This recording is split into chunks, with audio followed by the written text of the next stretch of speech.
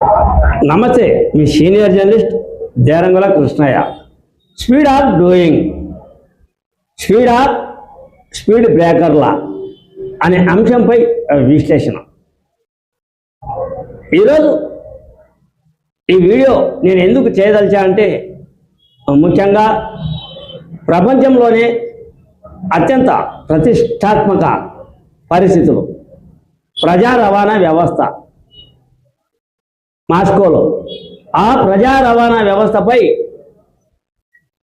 మంత్రి అయినటువంటి నారా లోకేష్ పర్యటనలో భాగంగా రవాణా వ్యవస్థ ఏ విధంగా ఉండాలి, ట్రాఫిక్ సమస్యలు ఏ విధంగా ఉంటాయి, ట్రాఫిక్ సమస్యలను ఏ విధంగా తీర్చాలి, ట్రాఫిక్ సమస్యలు ఎటువంటి పరిస్థితుల్లో ఎటువంటి నిర్ణయాలు తీసుకోవాలి అనే కోణంలో మాస్కోలో డూ ఆఫ్ డూయింగ్ అనే కార్యక్రమంలో నారా లోకేష్ ముందుకు కొనసాగుతూ ఉన్నాడు.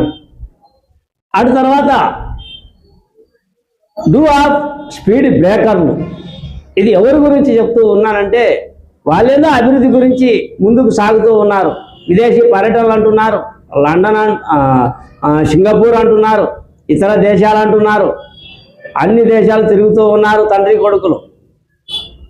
అభివృద్ధి గురించి అంటున్నారు, పెట్టుబడులు అంటున్నారు, పెట్టుబడులు తెస్తున్నామంటున్నారు, విశాఖపట్నం అభివృద్ధి జరుగుతుంది అంటున్నారు, ఏఐ వస్తుంది అంటున్నారు, వివిధ రకాల కంపెనీలు వస్తున్నాయంటున్నారు, పెట్టుబడులు వస్తున్నాయంటున్నారు, ఉద్యోగ అవకాశాలు మేము మెరుగుపరుస్తామంటున్నారు, ఈ 2 నెలల్లో చాలామందికి ఉద్యోగ అవకాశాలు కల్పించామంటున్నారు, మేము ముందుకు దూసుకు వెళ్తున్నామంటున్నారు, పెట్టుబడులు వస్తున్నాయంటున్నారు, పరిశ్రమలు వచ్చేందుకు ఉత్సాహం చూపుతాయి అంటున్నారు తండ్రి కొడుకులు. వీళ్ళే స్పీడ్ బ్రేకర్లు వేసేందుకు మాజీ ముఖ్యమంత్రి జగన్మోహన్ రెడ్డి ప్రయత్నాలు కొనసాగిస్తూ ఉన్నాడా అనే సందేహం రాక మానదు. ఎందుకు అంటే, వాళ్ళు విదేశీ పర్యటనలు అంటున్నారు, అభివృద్ధి అంటున్నారు, పరిశ్రమలు అంటున్నారు, ఇంకోటి అంటున్నారు. ముఖ్యంగా కడప జిల్లా మాజీ సీఎం జగన్మోహన్ రెడ్డి ఏరియాలో కూడా మొన్న ఒక కార్యక్రమాన్ని నిర్వహించారు.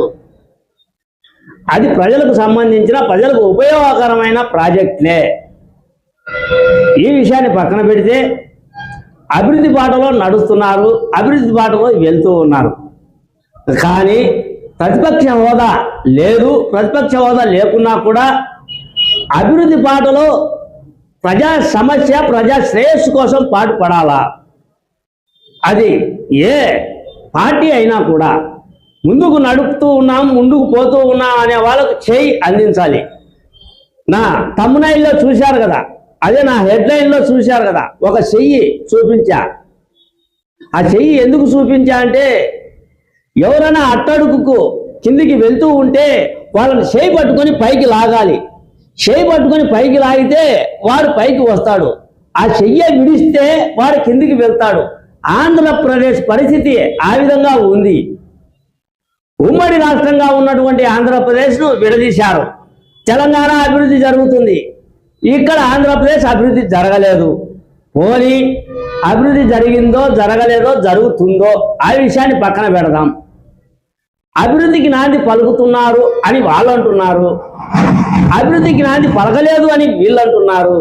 వాళ్ళ అభివృద్ధి స్పీడ్కు వీళ్ళు స్పీడ్ బ్రేకర్లు వేసే పనిలో వీళ్ళు ఉన్నారు.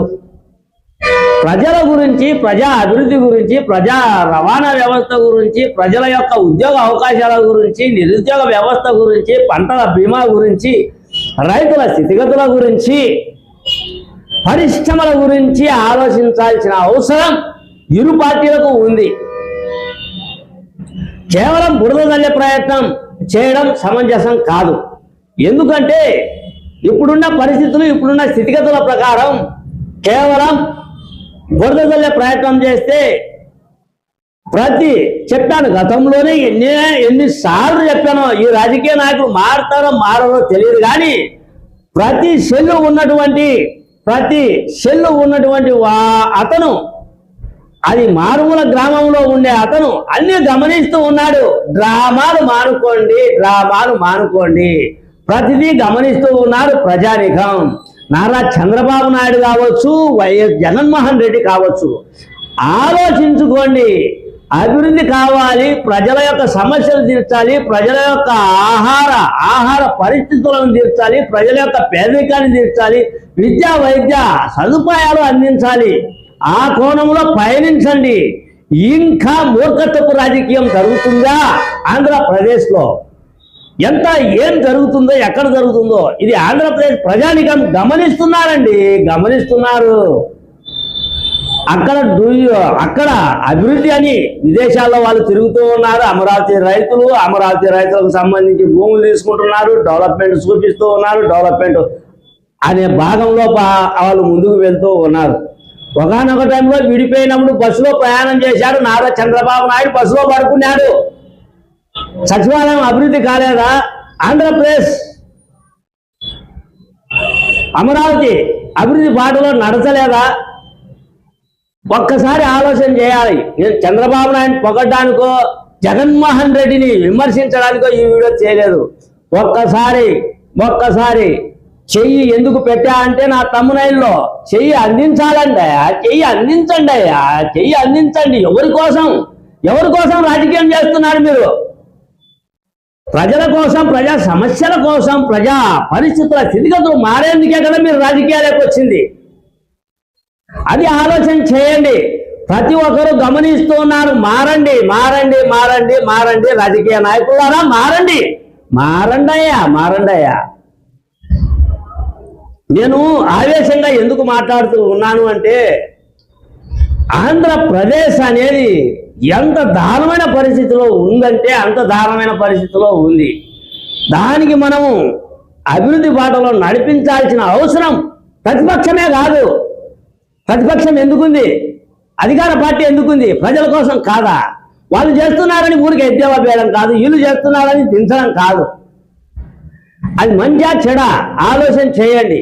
వ్యక్తిగత పూజలు వద్దు, వ్యక్తిగత రాజకీయాలు వద్దు, వ్యక్తిగత మనస్తత్వాలు వద్దు, వ్యక్తిగత సోయి వద్దు, వ్యక్తిగత ప్రచారాలు వద్దు, వ్యక్తిగత మీకు సంబంధించిన డబ్బుల వ్యవహారం వద్దు, వ్యక్తిగత కక్షలు వద్దు, వ్యక్తిగత వ్యాఖ్యలు వద్దు, వ్యక్తిగత ద్రోహ చర్యలు వద్దు, వ్యక్తిగత శత్రు చర్యలు మానుకోండి అనేదే ఎందుకంటే ఆంధ్రప్రదేశ్లో ఉన్న పరిస్థితుల ప్రకారం, స్థితిగతుల ప్రకారం ఆలోచన చేస్తే నారా చంద్రబాబు నాయుడు చేయలేదో, లోకేష్ చేయలేదో పక్కన పెట్టండి.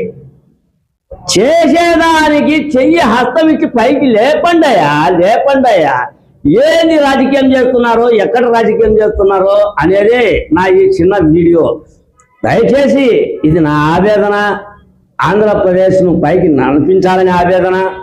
ఒక రామరాజ్యం ఛానల్ అంటే రాముని పరిపాలన రావాలి. రామరాజ్యం కోసం నేను కృషి చేస్తానని చంద్రబాబు నాయుడు వాగ్దానం ఇచ్చినాడు. ఆయన అదే బాటలో నడుస్తున్నాడో నడచలేదో, తండ్రి కొడుకుల మనస్తత్వం వేరుగా ఉందో, పోతారాయా. నటన రాజకీయం చేస్తే ఎవరైనా పోతారు. అది ఆలోచన చేసుకోండి. ముఖ్యంగా ఆంధ్రప్రదేశ్ ప్రజానికానికి నేను తెలియజేస్తున్నా, అభివృద్ధి చూస్తున్నారు, అభివృద్ధి నిరోధకాలు చూస్తున్నారు. ఎవరు మంచివారు, ఎవరు చెడ్డవారు, ఎవరు మనకు ఉపయోగపడుతున్నారు అనేది మీకు అందరికీ తెలిసినటువంటి పరిస్థితే. ఒక్కసారి ఈ రాజకీయ అంశంలో మీరు బలి పశువులు కాకుండా అభివృద్ధి చేసే వాళ్ళకు, అభివృద్ధి నిరోధకులకు సహాయ సహకారాలు అందిస్తే ఆంధ్రప్రదేశ్ బాగుపడుతుంది.